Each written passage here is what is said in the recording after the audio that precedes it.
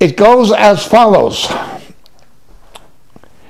Something that has been downplayed by the mainstream media, but even almost sidestepped by the more balanced and fair media.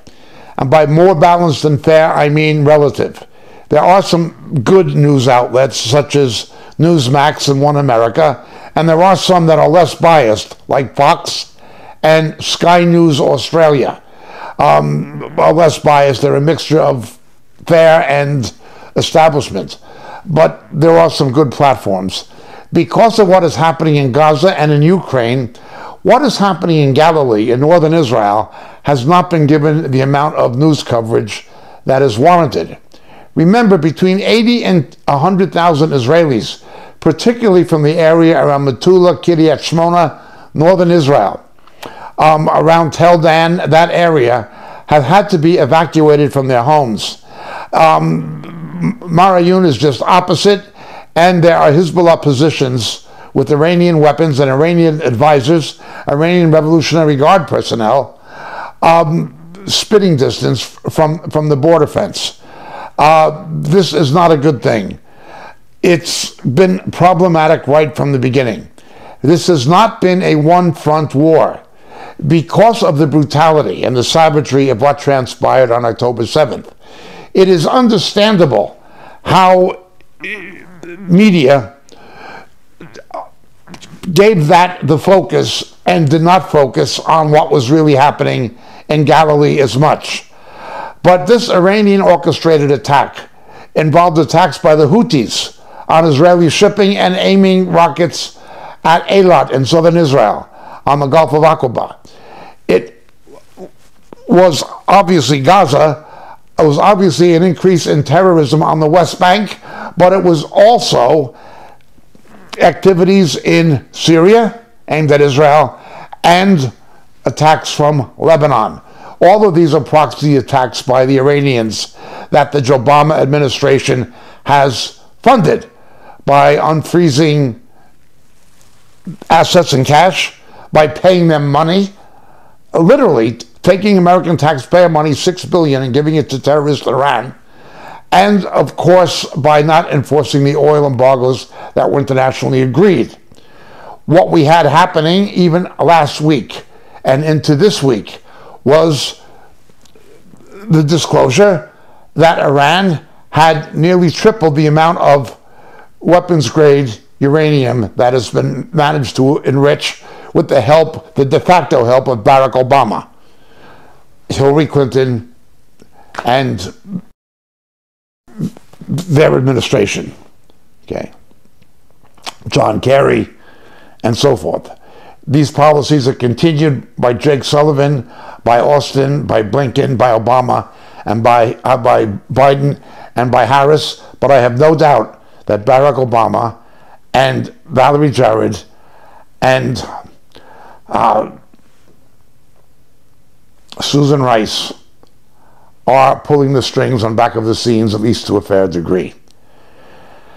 So even Britain, even France, and even Germany wanted to move to make a UN censure against Iran, because Iran now has the capacity to very quickly, by some intelligence estimates, within a matter of days, to assemble 3 nuclear warheads. Bearing in mind they also have a missile capacity to deliver them, potentially. Okay. The Obama administration, Biden, Blinken, pressured Britain, pressured Germany, and pressured France not to diplomatically pursue the censure against Iran.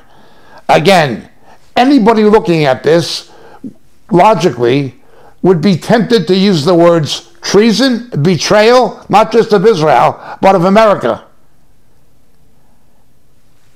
They're within days, potentially, of assembling nuclear warheads. All made possible through the generosity and political support, effectively, of Barack Obama and now his stooge successor regime. Don't censor them. they continued with their process of nuclear enrichment with technology provided by Russia, but don't censor them. But they're only days away from developing nuclear warheads potentially. At the same time, they're manipulating the Houthis to shoot missiles at ships of all nations going up the Red Sea and shoot missiles at Eilat, Israel, and the Lower Negev. And they're the sponsors of Hamas and of Hezbollah and allies of Assad in Syria, where drones have been fired against Israel at Galilee as well. Despite all that, don't censor them. Whose side is Joe Obama on? Well, we know. The same as the Saudi Arabians had the Bush administration in their back pocket, the equivalent seems to be true of the Joe Obama administration.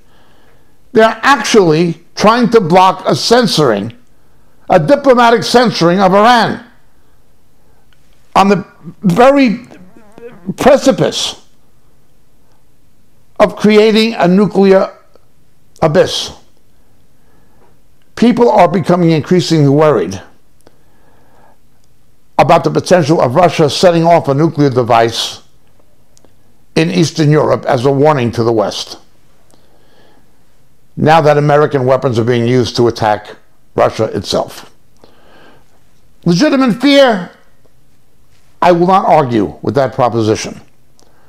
However, Iran is much, much more dangerous. Much more dangerous. A nuclear-armed Iran? Only possible because of the money provided by Obama and Biden. Their economy was in tatters. When there was an attempted rebellion against the mullahs, the religious fanatics who control Iran, in the early years of the first term of Barack Obama, he did nothing to support the opposition and did everything he could to negotiate with the regime of the mullahs, while they were sponsoring terror and killing Americans. But now let's move back to what's happening in Galilee. This attack is happening on more than one front. It's happening on a southern front with the attacks on Eilat. Again, Iran is on back of what the Houthis are doing. There have been attacks launched from Syria, again at the behest and control, the remote control of Iran.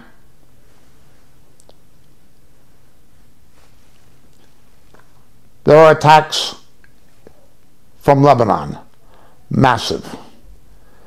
The amount of rockets, not just the usual Katyushas, but now drones and longer-range missiles provided by Iran using Russian technology, of course, in their development, are targeting Galilee and have been since shortly after October 7th. Politically, I usually agree with the British journalist Melanie Phillips. I thank God for her honesty, integrity, and courage as a journalist who tells the truth. I pray that she comes to know Yeshua as her Messiah. She is a Jew. I pray she becomes a completed Jew. I really do.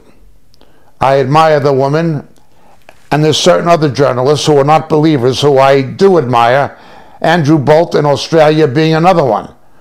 I only wish that he was a believer, a saved Christian. But he is certainly a journalist of some honesty and integrity. And there are others. It's not all controlled by the mainstream media, although most of it certainly is. The mainstream media and mainstream social media have no honesty, no integrity, no commitment to democratic freedom of speech or press. They have none of that. They're all corrupt. Looking at Galilee, 80 to 100,000 people have been evacuated. Now, because of Gaza, if what happened in Gaza happened in the United States in proportionate numbers, it would have been approximately 40,000 Americans killed. 40,000 in proportion, demographic proportion. Yet Biden is now blaming Israel, blaming the Israeli government for prolonging the war. Hamas has stated repeatedly there will be more October 7th. They have stated repeatedly their goal is to destroy not only all Zionists, but all Jews, and then they're going to come after Christians. They have said that, to the stupidity of left-wing students in universities across the Western world demonstrating in support of them. Despite what they do to homosexuals under Sharia, despite what they do to women under Sharia, these same left-wing imbeciles ignore what happens under Sharia and are backing Hamas. Hamas believes and applies Sharia. They execute homosexuals. They handcuff them and throw them headfirst off of roofs. What they do to women, a woman can't go out without the permission of her husband or her father. You wouldn't believe it unless you've lived where Sharia is practiced, and I have been to countries where it is practiced. Yet the stupidity of the American left and the corruption of the American government is unfathomable. It is betrayal. Not only of Israel, not only of moderate Muslim states, so-called. It is a betrayal of the United States. American hostages are being held. Americans are the victim of terror funded by Iran. And Biden blames Israel. How dare you want to utterly destroy Hamas? We want a ceasefire. You're prolonging the war so that they will live to carry out their threat. We know that Iran will rearm them again, and there will be other October 7th as they have promised because of their religious ideology of jihad. And Biden wants to make sure they're able to do it, the same as Biden and Obama wanted to make sure the Iranians became a nuclear power, apparently from their policies. This is how evil the American left is. And I'm not a Republican, I'm an independent. But Galilee. Attacks on Galilee have been intense since the beginning. Immediately after October 7th, rocket attacks on Galilee commenced. Here is where I respectfully, very respectfully disagree with Melanie Phillips. She said the Israelis planned a preemptive attack on southern Lebanon to stop Galilee from being attacked. I disagree. It would have been preventative. It would have been responsive. The Israelis had adequate legal grounds to invade southern Lebanon, not preemptively to prevent an attack, but in response to an attack that had already commenced. The numbers of missiles ranging above 150,000 by some estimates with drones. And again, we're not just talking about Katyushas, not that those don't kill, but more long-range weapons that can hit anywhere in Israel. Tel Aviv, Jerusalem, Beersheba, anywhere. It is a bigger threat than Gaza. It is an existential threat to Israel's existence. The corrupt Biden administration that is faulting Israel for not eliminating Hamas so they cannot carry out their promises of doing more October 7th. Biden wants that to happen again. Joe Obama seems to want that to happen again. And they seem to want Iran to have nuclear weapons. I am not exaggerating. That is how demonically evil the Democratic Party of the United States has become. Even with left-wing Jews like Schumer and Blumenthal and Cohen and Wasserman Schultz in the same party with the squad, with vehement anti-Semites.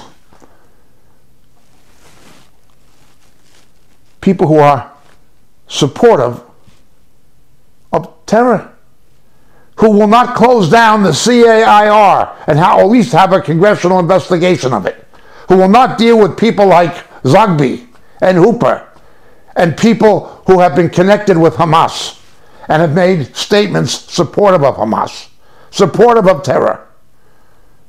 A terror that has beheaded children, raped and murdered women, killed innocent people for no reason, based on a justification that was a pack of lies. There was no Israeli occupation of Gaza. There were no Israelis there. There haven't been since 2005. The Israelis were allowing people who lived in Gaza, 6,000 to 8,000 a day, to commute to work across the border to earn a living in Israel. There was no blockade of food, water, medicine, or electricity. None. Absolutely nothing. What you did have, however, is the active cooperation of the United Nations, the United Nothing, the United Nations Relief and Work Agency, cognizantly allowing Hamas to have bases of military operation and command and control centers underneath UN facilities. Knowing it, actively collaborating in radical Islamic terror. 1/3 of the countries in the United Nothing are Muslim. Who's paying for this? Joe Obama is taking the money of American taxpayers to fund this. European taxpayers are funding it. British taxpayers are funding it, but especially Americans. Again, betrayal. The United Nations Relief and Work Agency should not be funded. Donald Trump stopped. Joe Obama began giving them money again, knowing that they're actively collaborating in terror. But then, to prevent Israel from responding to the rocket attacks from Lebanon, where there is 150,000 projectiles capable of wreaking havoc, of destroying much of Israel, and not allowing the Israelis to go in and establish a defense parameter as they once had from the Litani River down to the border of Galilee. They had that. Now understand what's happened in Lebanon. With the French partition of Syria, Lebanon was to be primarily Christian. When the Roman Catholic Christians, the Maronites, were driven out by radical Muslims, the Vatican said nothing and turned their back on the Maronite Roman Catholics. There was only one country who helped the Maronite Roman Catholics and took them in as refugees and gave them a new home. That was Israel. Yet the world hates Israel. It absorbed Christian war refugees driven out of their homes. They have lived in Lebanon for 1,000 years. Their families have been there for centuries and centuries, and were driven out by Islam, and only Israel took the refugees. And the world wants to condemn Israel. You couldn't imagine such hypocrisy, but it is the reality. Israel had set up that parameter before. Israel had a defense parameter with a Christian enclave south of the Litani River before. It was called Free Lebanon, and they had a policy called Good Fence. It was controlled by Christians, mainly Phalango Christians, and French-speaking Arab Christians. They, of course, protested. They were not Arab. Many of the Phalangists, they would speak French, and they would say, Je suis Phénicien. They would say, I am of Phoenician descent. They didn't want to say they were Arab descent. They identified with the ancient Phoenician sea warriors, who, with King Hiram, were allies of Israel in the days of King David and King Solomon, and they helped build the temple. They helped build both the first and second temple with the Phoenicians. These Christians of southern Lebanon, small c, Many of them claim to be descendants of the Phoenicians, not Arabs, but there are Arab Christians, Greek Orthodox and others, and Maronite Roman Catholics, and so forth. This enclave existed under pressure from the American government. Israel gave it up. They left the defense perimeter. We know what happened to the Christians who were left there, what Islam did to it. We know that Hariri was assassinated in Lebanon by the Syrian government backed by Iran. That was the fault of American policy. It was American policy. The Saudi-owned and operated Bush dynasty pressured Israel to leave Gaza without a peace treaty. I was not against Israel leaving Gaza, but there had to be a peace treaty and security guarantees, something negotiated with Egypt, where Egypt would be responsible for the security of Gaza, or something like this, in league with the, or in association with the Camp David Accords, to make sure there'd be no terror and no more war. And they could have planted a Palestinian, so-called Palestinian Gazan state. But of course, both Fatah, Arafat's henchmen, who now run the Palestinian Authority, and then the leaders of Hamas stole the money. 3 men in Hamas alone, who are living in a 5-star hotel in Qatar, stole $11 billion between them. Money given by the international community to help their own people and to build the embryo of what could have been an independent Gazan state. The corruption's unbelievable. Using their own people and their own children as human shields after murdering Israeli children. You can go on, and we've talked about these things. And the hypocrisy of the Biden administration, threatening arms embargoes on Israel, threatening Israel, pressuring Israel. Well, they did the same with Lebanon. When Israel left southern Lebanon, giving up that Christian enclave that protected Galilee and protected the Christians, there was to be an assured guarantee that never again would southern Lebanon be used to attack Israel. That's what the Americans said we're going to see happens. That's what the United Nothing said would see happens. Just get out and it will be all right. Well, it wasn't all right for the Christians who were driven out of their homes, where they've lived for centuries. And it wasn't all right for Israel. They're back doing the same thing again. Israel should have attacked southern Lebanon and invaded it quickly at the same time they went into Gaza. But they were stopped by the pro-Iranian, de facto pro-Iranian Joe Obama regime. I pray the swift judgment of Christ on Biden and his administration and on the powers on back of it. That includes Barack Obama. We are not just talking about a betrayal of Israel or of Middle East Christians or of moderate Muslims. We're talking about a betrayal of the West and of America. It's Iranian terror that's on back of this. And Iran on the precipice of acquiring 3 nuclear warheads and having the missile potential, the delivery system, to launch them. This could lead to a nuclear exchange. Israel would respond. Thank you, Barack Obama. Thank you, Joe Biden. May the swift and merciless judgment of Christ come upon you.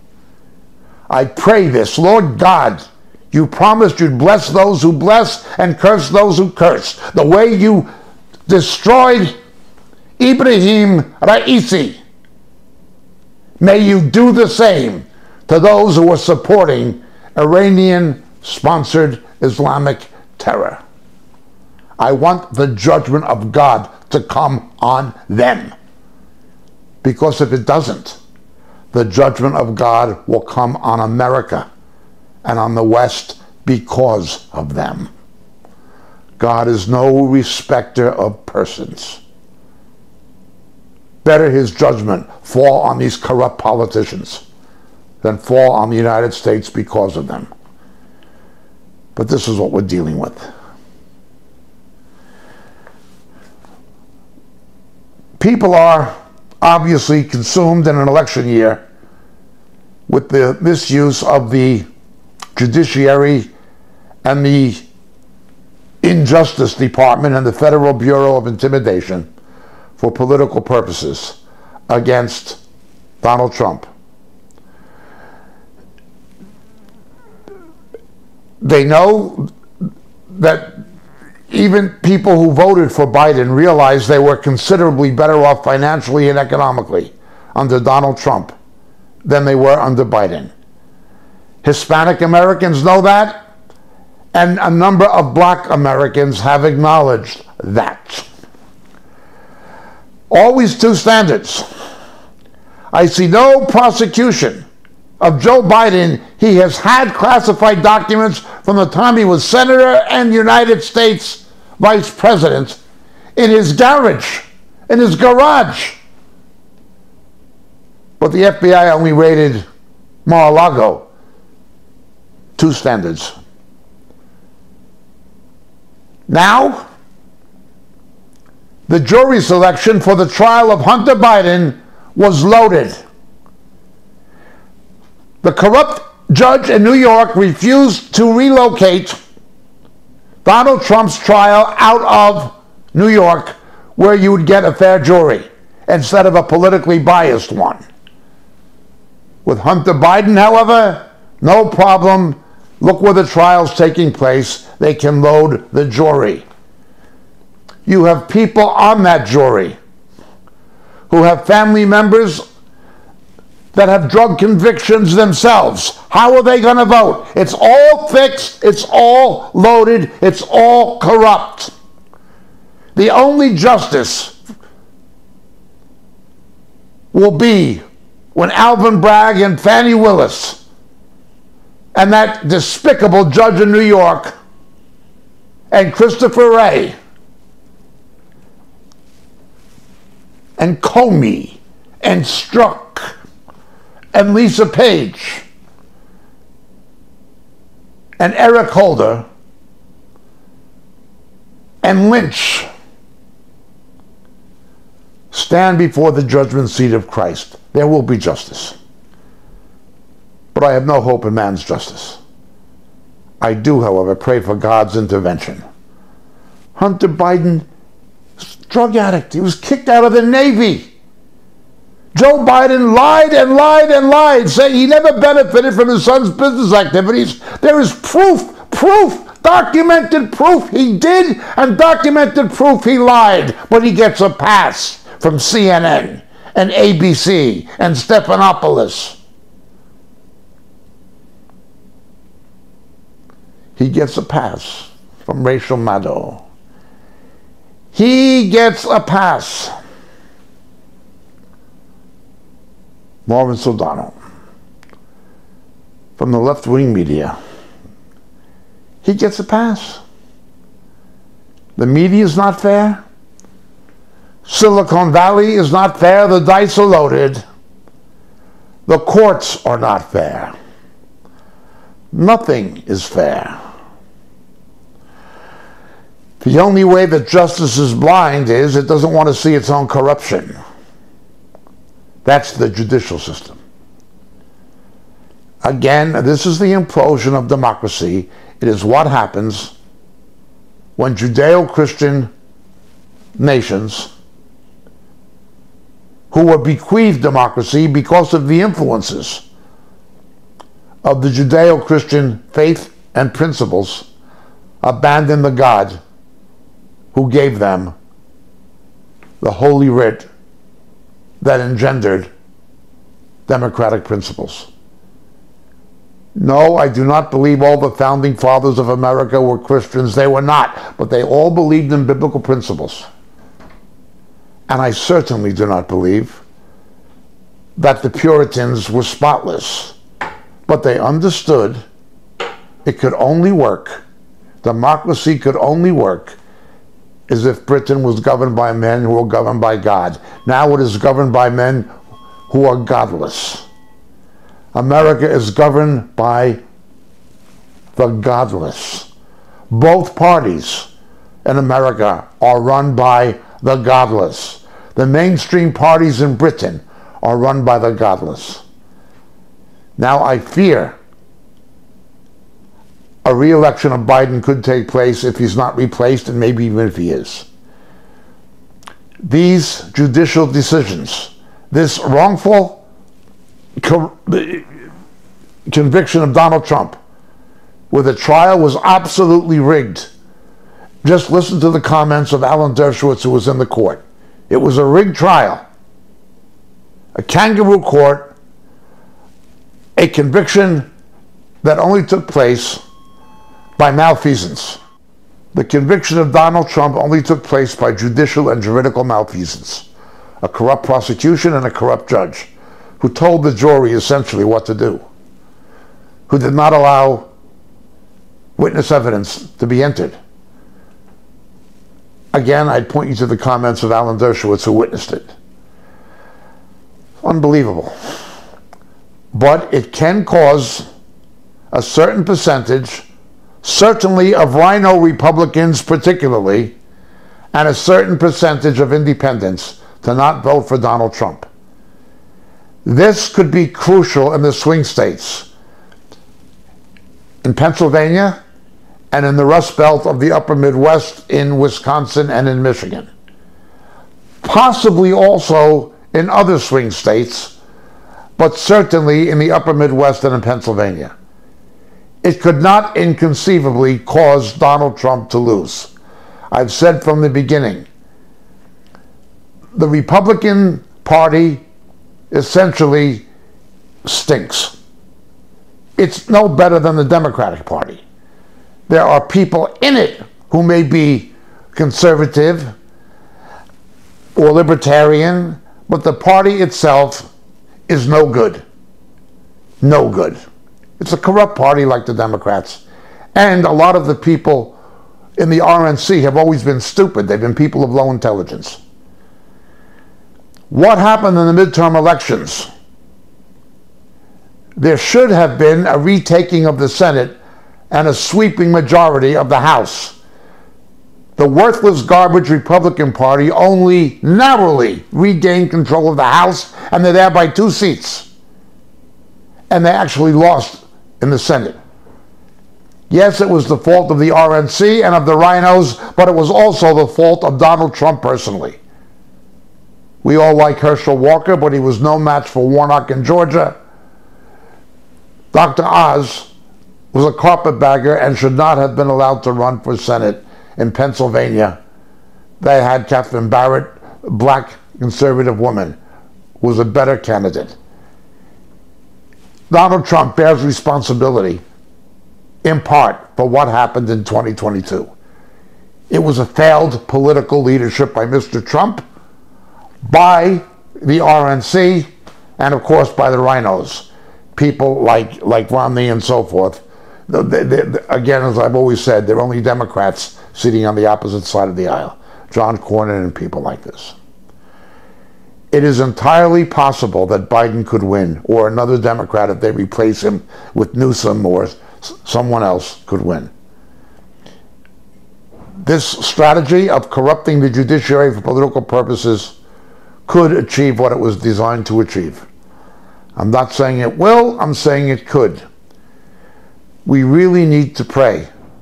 People need to pray desperately. But remember, America, Britain, Europe, Australia, New Zealand are under God's judgment. The Republic of Ireland is going to come under God's judgment. Mark my words. This is God's judgment. how can somebody so bad get reelected? It's not about that. There's spiritual deception, and there's a lot of very stupid people. Feminazis, feminists, left-wing feminists. Now you have biological male athletes with a natural orthomuscular advantage over women playing female sports. Thank you, feminism. Thank you, left-wing women. You made it possible. The women who watch The View, Bihar and Whoopi Goldberg, and hosted it. These are stupid women. These are stupid, stupid women, just as there are stupid, stupid men. You've got males, biological males, going to women's prisons, raping women in prisons. Thank you, feminism. Thank you. You made it possible. And now the left backing Hamas? There were brawls in the streets of Philadelphia this week when LGBTQ supporters of Hamas, they actually call themselves queers for Hamas and things like this, got in a fight with ordinary supporters of Hamas because under Sharia, homosexuality is a capital crime, and they had a brawl. You stupid, stupid people. Left-wing LGBTQ, you are stupid, stupid people. Now, I do not say that all homosexuals are left-wing. You have Douglas Murray, you have David Rubin. I don't agree with their sexuality, but they keep it to themselves. It's their own business. They're politically conservative. But most of them are left-wing. They tie the noose for their own hangman's rope. The feminazis have done this. The homosexuals are doing it. These stupid people. God has given them over to their own stupidity and judgment. This is the reality of what is happening. And it's happening this week. Please watch Galilee. A war can come in Galilee and in southern Lebanon, and the world will blame Israel. And the Biden administration is on the side of the enemy. This is what's happening. American Jews, most of them will remain silent. They won't do anything. They'll just be like those Jews who thought Hitler was a fad until they wound up in a gas chamber. It's not a fad.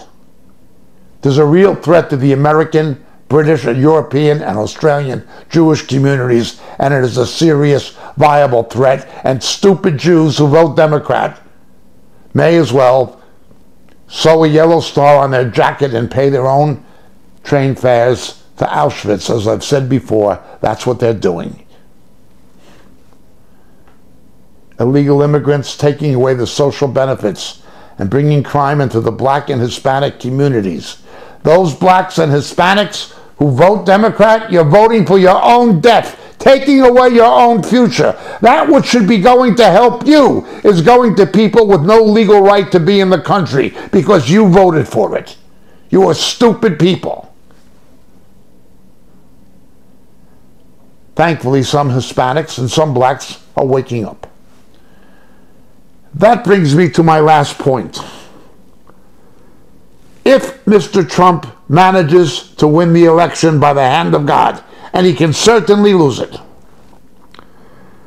the vice president must be a president in waiting Not just in case Mr. Trump is unable to finish his term for any reason, that is always true, but because he can only be a one-term president. He cannot run again. This must be a president in waiting, a vice president being groomed to replace him. Ideologically and politically, Governor Burgum of North Dakota is a good man. Politically, however, electorally, it doesn't make sense. North Dakota is going to back Donald Trump in the election. He's going to get the electoral votes from a sparsely populated state with only a few votes. He's going to get it anyway. It'll contribute nothing to his reelection. Nothing. Senator Vance is a very good man. He's maybe the best man in the Senate. Others would say that about Ted Cruz, but certainly Senator Vance is one of the best men in the Senate. Top tier. But Ohio is going to go for Donald Trump most likely anyway in the election. He will gain nothing electorally by having Senator Vance. Even though I like Senator Vance and I like the governor of North Dakota, they're both people I would vote for if I lived in those states. Then there's Marco Rubio. Cubans are seen as or perceived as less Hispanic. Puerto Ricans and Cubans are perceived as less Hispanic in the American Hispanic community. Puerto Ricans are born American citizens, and Cubans came as refugees from Castro, and they've been there a long time, since the Bay of Pigs. They are ethnically Latinos, but they are not the same as Mexican Americans or other Latin Americans or Dominicans. They're different. They're culturally different. All Hispanics are not the same. How helpful Marco Rubio could be in swaying the Hispanic vote to Donald Trump is something that I think is being overestimated by Mr. Trump if he picks Mr. Rubio. Secondly, Mr. Rubio is the senator from Florida. It is almost certain, thanks to Governor DeSantis and the shifting demographics in Florida and people going to Florida from blue states, that Mr. Trump is going to win the electoral votes of Florida in the general election. Mr. Rubio will contribute nothing to his reelection. But also, Mr. Rubio is not a conservative. He is a right-center rhino. He is a right-of-center rhino. He knows how to talk conservative.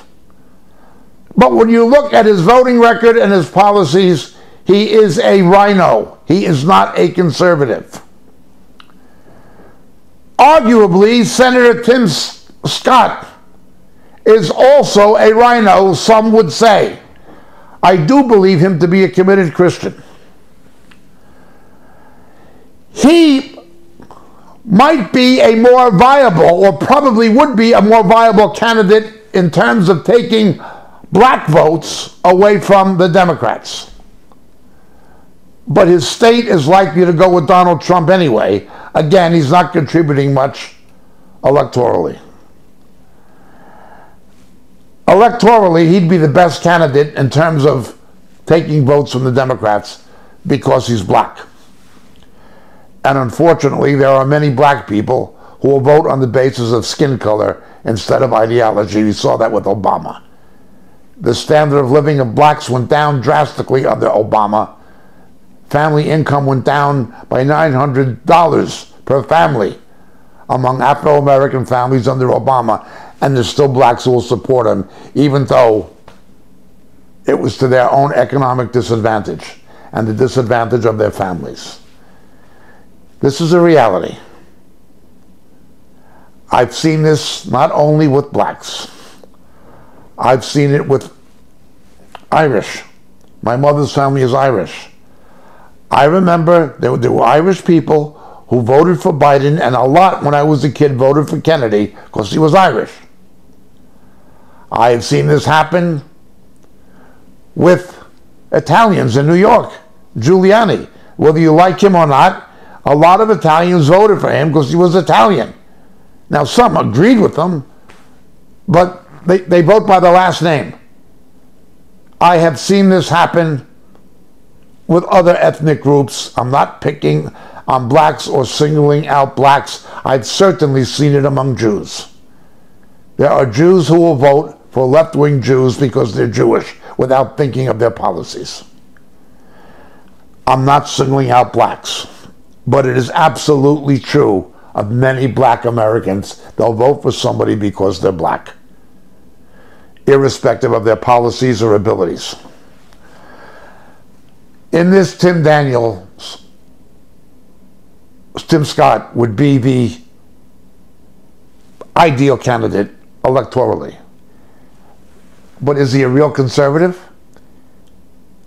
And his state is going to go for Trump again anyway. Among the candidates I see now, there is no ideal one. No ideal one. Whoever it is, there are two things that have to be looked at. One, can this person be elected president 4 years from now? Because Donald Trump can't run again. Can he be groomed into that position? A lot of these people have legislative backgrounds, not executive backgrounds. Somebody who can be the next president and be groomed for the job. That's first. Secondly, can they carry a swing state or draw substantial votes away from the Democrats? Those are the two criteria, the two things Mr. Trump needs to look at. And from what I can see, he's not looking at those two things. He may very well blow it the way he blew the midterm elections 2 years ago. And that was not completely his fault. The RNC was to blame. The rhinos were to blame. But Donald Trump was in part to blame, particularly what happened in Georgia and Pennsylvania. That should not have happened, and Donald Trump is personally responsible. It was failed leadership. If he doesn't pick the right vice president, he can fail again. These convictions, if they take away 10% of the people who are voting for him in a swing state like Wisconsin or Pennsylvania or Michigan up in the Rust Belt, in the upper Midwest, that's all it would take. Biden only needs 270. It's not good. But I do thank God for what it says in the book of Daniel, chapter 2. It is the Lord who establishes kings and removes kings. America deserves nothing but judgment anymore. There are not enough committed Christians to be salt and light. The Christians who Donald Trump surrounded himself with for political reasons were heretical. People like Paula White, the people who were divorced and remarried and all sorts. They were the pseudo-evangelical riffraff, the money preachers. Those are the kinds of believers who he aligned himself with. I don't see God's hand on him, as you know, as I've said, after he hosted that homosexual gala in Mar-a-Lago. I don't see God's hand on him the way I once did. But he's blessed Israel. I hope for this God will show him favor And he is the victim of an ugly, unspeakable injustice. That is not just an attack on Mr. Trump. It's an attack on the Constitution and on freedom. And it will ultimately be used against Christians and Jews.